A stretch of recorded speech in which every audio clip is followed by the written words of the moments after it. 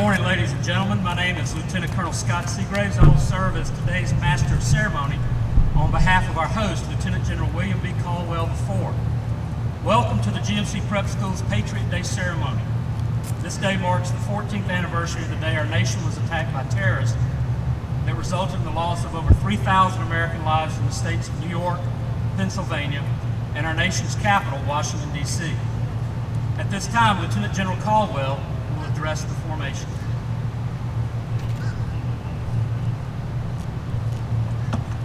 Good morning, everybody, and to all the parents and family members that are here today, thank you for coming out and joining us.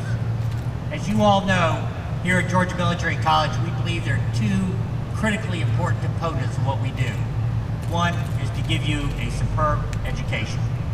And to give you that education, we develop your intellect. You've heard that many times, but it's critical that we do. But the second and equally important component that we stress is the elevation of your character. Your participation today in this ceremony, a ceremony where you've taken the time to reflect on what patriotism means to each of you. We've been asked by your faculty, your teachers, to go home and write patriotism, a personal reflection. Many of you were not even born before 9/11. You're not even aware of what occurred that day except by reading it through papers or seeing it on images that are still portrayed on TV. But each of you took the time to reflect on patriotism. For me, patriotism is about a willingness to serve something greater than yourself. It's about a willingness to serve and believe in values. It's a willingness to believe and have a belief in something greater than who you are. Every day at Georgia Military College, you recite three words like you just did. You recite the words to live by of duty, honor, and country. These are Georgia Military College's core values. It's what we stand for and we represent. It is reflected in each and every one of you. Duty, where we seek to instill in each of you a personal responsibility to take responsibility for your own actions. Honor, we seek to instill in each of you personal integrity, the belief that you understand that you have to keep your word and fulfill your obligations. And then country. We work every day to strengthen your love for this great nation of ours, and we strive to instill in you a belief that each of us have a responsibility to our communities. Being a part of this ceremony today is a part of that. We are blessed to live in an incredible nation, and today we will remember the sacrifices of others that have given their all. There are over 9,000 names that each of you will participate in writing on those bricks. 9,000 men, women, and some children who gave their all. And with each of them, there was a family that was profoundly impacted. That today they mourn their loss still, deeply felt, but understanding that this is a free nation. And in being free, we have enormous responsibilities. I cannot be more proud of each of you for being a part of this ceremony today, to helping us here in America reflect on just what it means about the three words that each of you live by: duty, honor, and country. Thank you. Major Amanda Mercer and Major Brent Gable will now read the winning essays from our Patriot Day essay contest. Entitled Patriotism, a Personal Reflection, the winning essay in the high school was written by Cadet Lieutenant Colonel Callie McMullen, and the winning essay in the middle school was written by Cadet Lieutenant Colonel Jacob Cosbridge. This time, Major Mercer and Major Gable will come forward. Good morning. It is an honor to read Callie McMullen's essay to you this morning. As her former English teacher, I'm very proud of the emotion and the enthusiasm with which she has imbued her words, and I'm going to share those with you now. Patriot.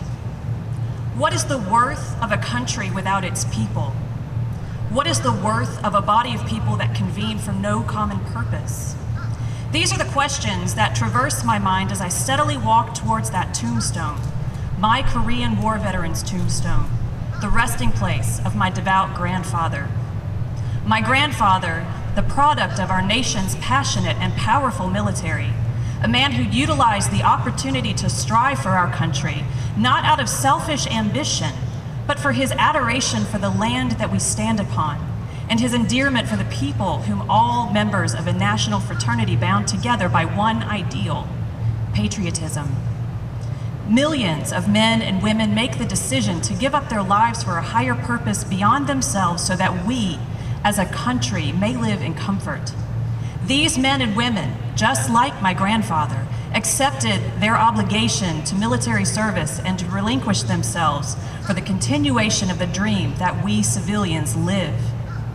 Even though many of us may understand the reality of our service members, we must realize that as American civilians, we too have an obligation.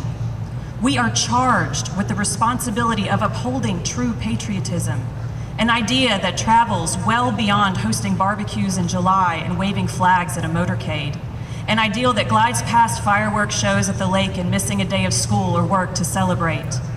True patriotism accomplishes her goal when we, the people of this nation, realize her worth, when we notice her as an opportunity to appreciate and incorporate a national civic mindedness into our lives for the purpose of expressing a desire to nurture our country and our brothers and sisters. True patriotism accomplishes her goal when we, the keepers of our nation, remain passionate with her, when we utilize her as a reason to become zealous and prideful of the values that we stand and fight for together as a harmonious symphony. True patriotism accomplishes her goal when we, the future of our nation, recognize her for who she really is, when we surpass superficial comprehensions of what it means to hold a nationalistic view so that we celebrate, not for the enjoyment of the moment, but for the remembrance of our past, so that we may appreciate who and where we are today.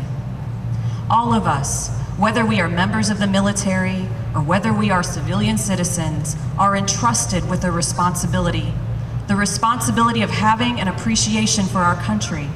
All of us, regardless of faith and regardless of political party, are allocated a common purpose, the purpose of bettering society by engaging in pursuits of national philanthropy.